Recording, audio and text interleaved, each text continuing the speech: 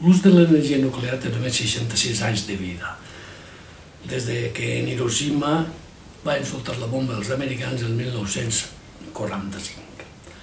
L'ús generalitzat actual, però, de l'energia nuclear és per a les centrals nuclears com a font primària per a produir energia elèctrica. El problema és que també es produeixen residus radiactius i aquests atempten contra la vida, tota classe de vida del planeta. Els mals poden ser tan grans que cap asseguradora se'n fa càrrec de l'assegurança. En aquest llibre he estat científicament rigorós en la descripció, en la formació i informació sobre el tema per a tot lector.